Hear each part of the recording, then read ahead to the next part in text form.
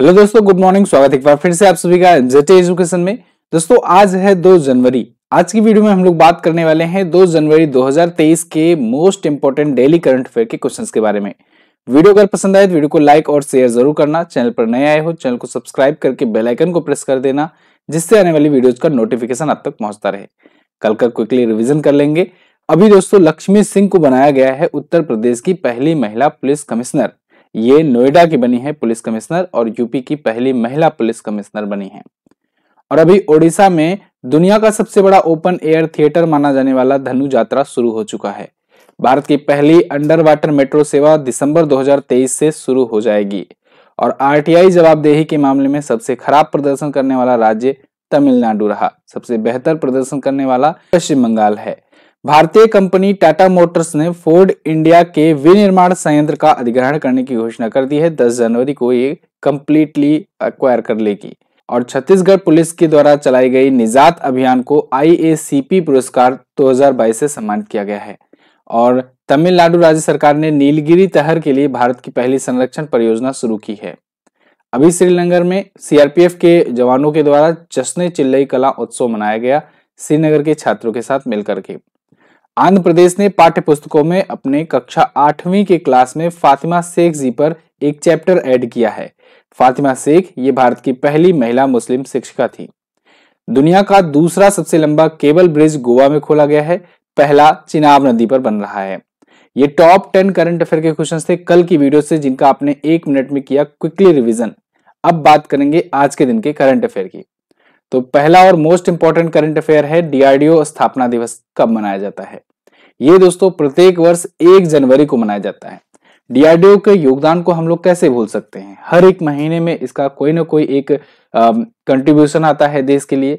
कभी चाहे वो मिसाइल टेस्टिंग हो, मिसाइल का परीक्षण हो, या कोई नई टेक्नोलॉजी भारत को सौंपना हो, या फिर भारत के मेडिकल सेक्टर में भी हमने देखा कोविड काल के दौरान मेडिकल सेक्टर में भी डीआरडीओ ने बहुत ज्यादा योगदान दिया था। तो डीआरडीओ यानी defence research and development organisation, ये भारत का डिफेंस रिसर्च और डेवलपमेंट को लेकर के एक ऑर्गेनाइजेशन है। भारत सरकार के द्वारा 1958 में 1 जनवरी को ही ये एस्टेब्लिश किया गया था। इसीलिए हम लोग डीआरडीओ फाउंडेशन डे 1 जनवरी को मनाते हैं।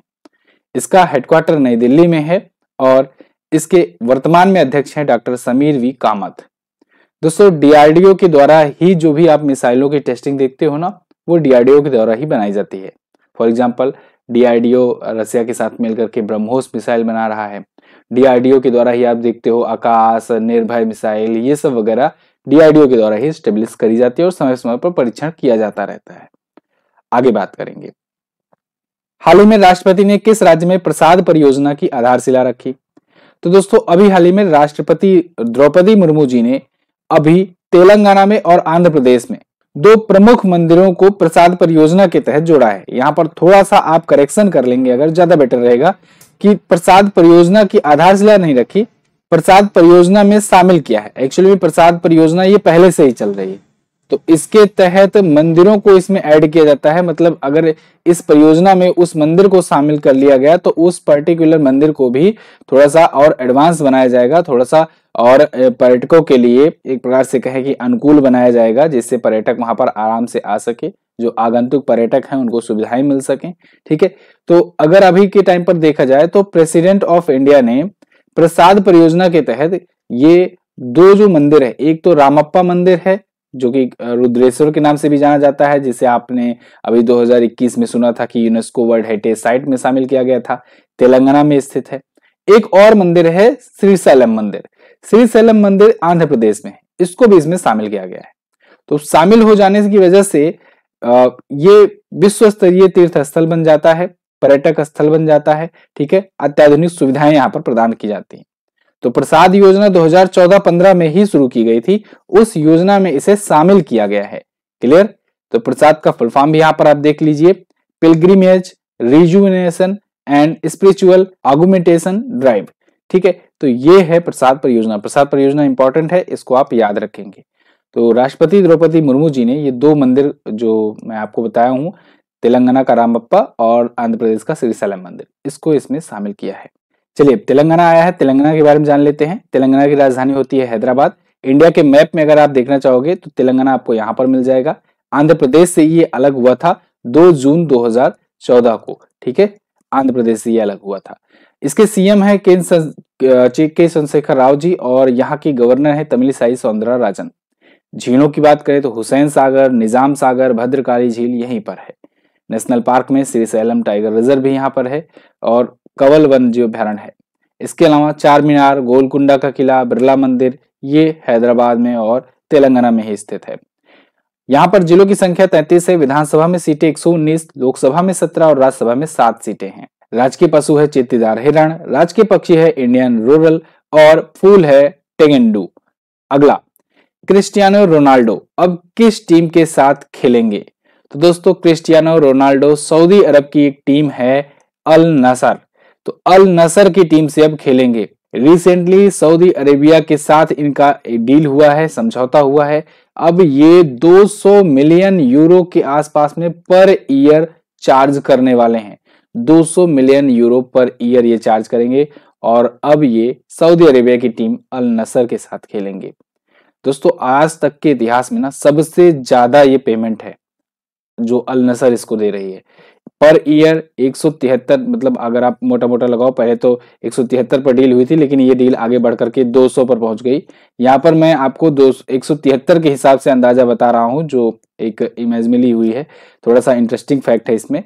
इसके अनुसार पर मंथ ये 14.4 मिलियन यूरो कमाएंगे। पर वीक में अगर यही लगा लिया जाए 3.3 मिलियन, और पर डे की अगर इनकी कमाई देखी जाए इस रेट से तो 4,76,000 यूरो इनका पर डे की कमाई होगी। एक घंटे में 19,000 यूरो कमाएंगे। पर मिनट में 330 यूरो और पर सेकंड में 5 यूरो इनके पास जाएगा सिर्फ और सिर्फ सऊदी अरेबिया से।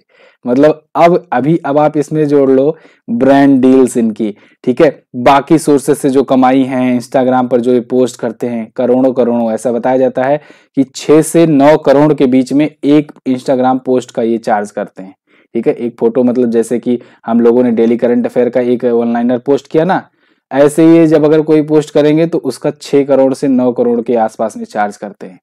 तो आप सोचो कितना ज्यादा कमाई है। हाईएस्ट पेड सेलिब्रिटी है ही ये दुनिया के, ठीक है। लेकिन ऐसे ही इनको नहीं मिलता है, इनके पीछे कारण है। कारण क्या है? ये 5 बार के बैलन डी'ओर पुरस्कार के विजेता हैं। 4 यूरोपियन गोल्डन शूज ये जीत चुके हैं। इसके अलावा दुनिया में सबसे ज्यादा गोल करने का रिकॉर्ड इन्हीं के नाम है। क्लब और कंट्रीज दोनों मिला लिया जाए तो 800 से ज्यादा गोल हो चुके हैं। और अगर केवल और केवल देखा जाए इंटरनेशनल मैचेस में गोल, तो वो उसमें भी ये सबसे ज्यादा हैं। तो इसी वजह से इनको सबसे ज्यादा पेड किया जाता है। मैनचेस्टर यूनाइटेड के साथ 2003 से ये पहली बार साइन किए और अभी तक वहां पर खेल रहे थे, लेकिन अब जो है ये खेलेंगे कहां से? अल नसर से। क्लियर? आगे बढ़ते हैं। अगला क्वेश्चन, विश्व ब्लिट्ज चैंपियनशिप में भारत के लिए पहला रजत पदक किसने जीता? इसको जीत लिया है कोनेरू हम्पी ने। कोनेरू हम्पी शतरंज की खिलाड़ी हैं और इन्होंने अभी फाइड विश्व ब्लिट्ज चैंपियनशिप में भारत के लिए सिल्वर मेडल जीत लिया है। यहाँ पर आप आर्टिकल देख पाओगे इंडियन एक्सप्रेस का, world blitz championship India's Koneru Humpy win silver in women's section. तो विमेन सेक्शन में, विमेन की कैटेगरी में इन्होंने जीत लिया है। हालांकि ये फाइनल में आकर के विबिसारा बालाबायोवा से सिर्फ 0.5 अंक से पीछे रह गई, इस वजह से इनको सिल्वर मिला, नहीं तो ये गोल्ड जीतते। तो गोल्ड कौन जीता होगा? इन्होंने जीता, कजाकिस्तान की जो की है। कजाकिस्तान में ही ये अलमाटी में आयोजित किया गया था फाइड विश्व ब्लिट्ज चैंपियनशिप।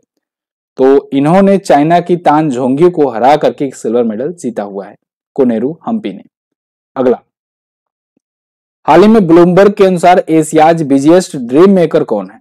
तो ब्लूमबर्ग ने एक रिपोर्ट जारी करी है और उसमें बताया है कि एशियाज बिजिएस्ट ड्रीम मेकर हैं गौतम अडानी। गौतम अडानी आपको पता होगा दुनिया के इस टाइम के तीसरे नंबर के ये सबसे धनी आदमी हैं और एशिया में तो टॉप पर चल ही रहे हैं। एशिया में सबसे रिचेस्ट पर्सन है ये गौतम अडानी। और इन्होंने 2022 में जो एक्विजिशंस किए हैं, जो इन्होंने कंपनीज का अधिग्रहण किया है और जिस हिसाब से बिजनेस को ग्रो कराया है, इसको देखते हुए ब्लूमबर्ग ने एक रिपोर्ट जारी करके बताया कि ये 2022 में एशिया के सबसे बिजिएस्ट बिजनेस पर्सन रहे हैं। यहाँ पर यह भी बताया गया है कि टॉप अमीरों में सिर्फ गौतम अडानी ही ऐसे रहे हैं 2022 में जिनकी संपत्ति बढ़ी है और लगभग एक्सपोनेंशियल ग्रोथ हुई है। मतलब आप देखो कि 2022 में संपत्ति इनकी 10.01 लाख करोड़ के आसपास पहुंच गई है। इस साल के शुरुआत में 6.37 लाख करोड़ थी और 3.69 लाख करोड़ इन्होंने 2022 में जोड़े हैं, जिसकी वजह से ये बन गए हैं दुनिया के थर्ड रिचेस्ट और एशिया के रिचेस्ट पर्सन। इन्होंने 2022 में दोस्तों ports, construction, media, energy business, इनसे रिलेटेड बड़ी बड़ी डील की, जिसमें होलसिम के 83,144 करोड़ रुपए में डील किया, एसीसी और अंबुजा सीमेंट्स खरीदा। ठीक है, अडानी विल्मार शेयर 2.5 गुना से ज्यादा बढ़ चुके हैं, 2000 फरवरी में 2022 में बढ़ी थी। अडानी पोर्ट्स 9,700 करोड़ रुपए में इजराइल का हाइफा बंदरगाह खरीदा। एनडीटीवी का इन्होंने एक्विजिशन किया। ठीक है, ये भी आपको ध्यान रखना है। तो ये सभी बड़े बड़े इनके कुछ डील रही 2022 में। अगला, हाल ही में किस देश ने अपने क्रिकेटरों के लिए डेक्सा टेस्ट अनिवार्य किया? तो भारत ने दोस्तों, भारत के क्रिकेट बोर्ड जिसे हम लोग जानते हैं बीसीसीआई के नाम से, बीसीसीआई ने अपने खिलाड़ियों के लिए डेक्सा टेस्ट भी अनिवार्य कर दिया है टीम में चयन के लिए। अभी तक आप सुनते थे योयो टेस्ट, अब बीसीसीआई के द्वारा अनाउंस किया गया है कि योयो टेस्ट के अलावा डेक्सा टेस्ट भी अनिवार्य किया जाएगा।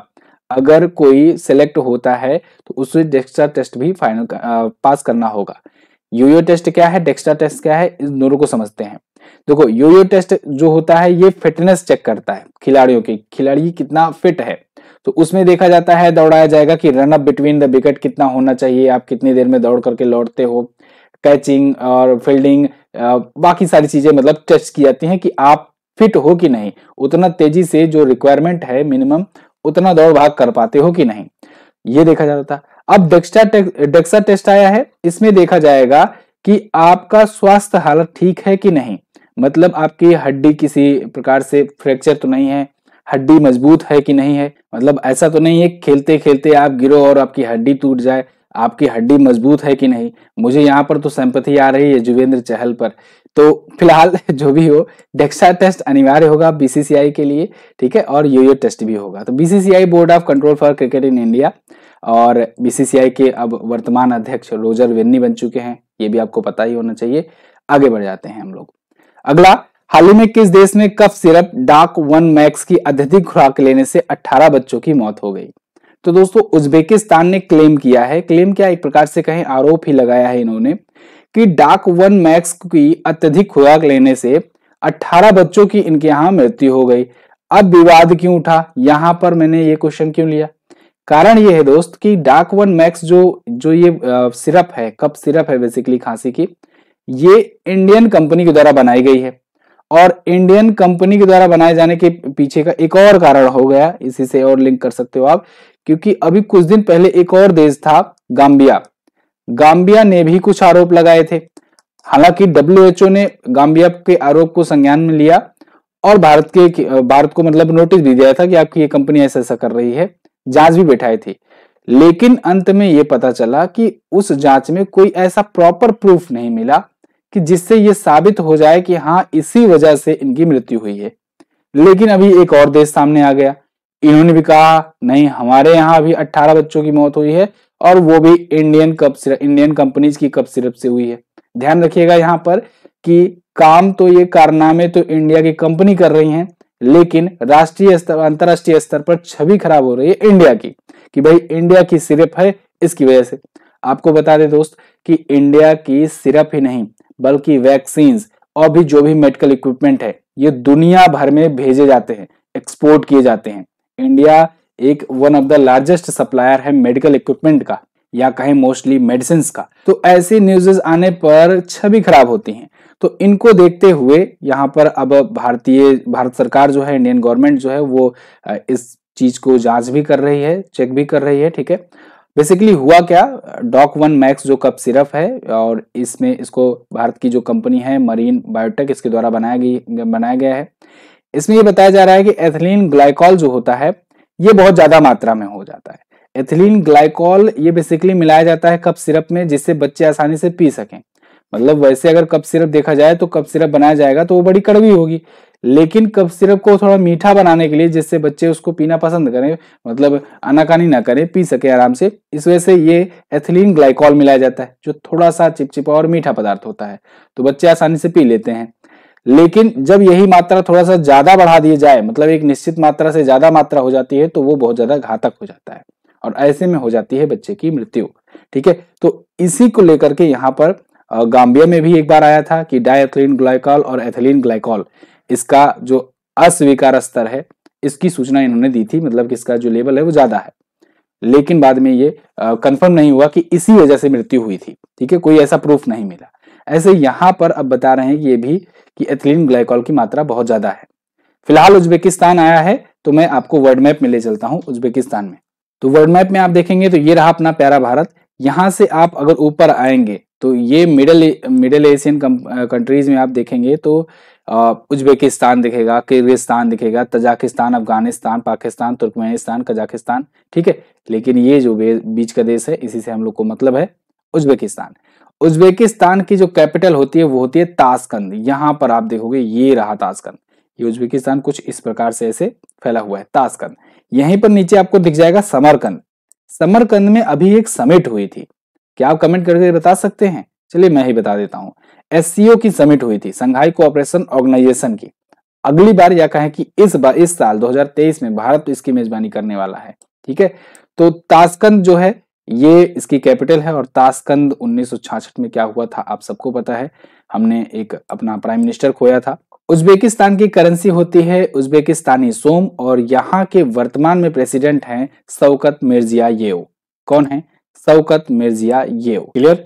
अच्छा, एक जरूरी सूचना है दोस्तों, कल चूंकि न्यू ईयर ऑफर दिया गया था, लेकिन उसमें क्या हुआ कि कल इतनी ज्यादा भीड़ भाड़ बढ़ गई, मतलब सबके न्यू ईयर के मैसेज आने लगे कि वो सभी का रिप्लाई कर पाना संभव नहीं हो पाया, और पूरी तरीके से मतलब ना ही प्रमोशन हो पाया, भीड़ भाड़ में आप लोग के पास मैसेज भी नहीं दे पाया मैं कि ऑफर चल रहा है। तो इसीलिए एक दिन का एक्सटेंड किया गया है ऑफर, और इसमें आपको कूपन कोड में यूज करना है न्यू ईयर। ठीक है, बहुत सारे लोगों के मैसेज आए हुए हैं, उनका अभी रिप्लाई किया जाएगा आज दिन में अच्छे से। और जिनको जिनको प्रॉब्लम आ रही है, जिनको जिनको कोई डाउट हो रहा है, वो सब पूछ सकते हैं। न्यू ईयर कूपन कोड आपको यूज करना है, जिसके बाद आपको 70% का डिस्काउंट मिलेगा, चाहे आप कोई ई बुक लेना चाहो या फिर चाहे आप कोई वीडियो कोर्स लेना चाहोगे। ठीक है, जो लोको पायलट का बैच आ रहा है ALP, तो वो बैच अभी 1-2 दिन उसमें टाइम लग जाएगा, लेकिन हाँ जब वो आएगा तो उस खास बैच के लिए 70% का आपको डिस्काउंट दिया जाएगा, क्योंकि वो अभी नहीं लॉन्च हो पाया है। तो लोगों को ऐसा ना लगे कि मतलब ऑफर खत्म हो गया तब गुरुजी इसको लॉन्च कर रहे हैं, तो ऐसा ना लगे। तो LP का जब बैच आएगा तो शुरुआत में 70% का डिस्काउंट दिया जाएगा, लेकिन हाँ 1-2 दिन के लिए उसमें भी रहेगा। ठीक है, फिलहाल और बाकी आज जिन लोगों ने किताब नहीं ऑर्डर किया है, किताब इसको ऑर्डर कर लीजिए अमेजन पर, लिंक डिस्क्रिप्शन में अवेलेबल है। अगला क्वेश्चन है, हाल ही में भारतीय सेना का नया इंजीनियर इन चीफ किससे नियुक्त किया गया? तो दोस्तों अभी हाल ही में लेफ्टिनेंट जनरल अरविंद वालिया जी को नया इंजीनियर इन चीफ नियुक्त किया गया है भारतीय सेना में। यहाँ पर आप ANI का आर्टिकल देख पाओगे, lieutenant general Arvind Walia appointed next engineer in chief of Indian army. 1986 batch के एक अधिकारी हैं और ये लेफ्टिनेंट जनरल हरपाल सिंह जी का स्थान लेंगे, जो कि 31 दिसंबर को रिटायर हो गए हैं। भारतीय सैन्य अकादमी देहरादून के पूर्व छात्र भी रह चुके हैं, जहां पर ये सिल्वर मेडलिस्ट भी रह चुके हैं। अगला, हाल ही में जारी वार्षिक रिपोर्ट के अनुसार 2019 की तुलना में 2021 में सड़क दुर्घटनाओं में कितने प्रतिशत की कमी आई है?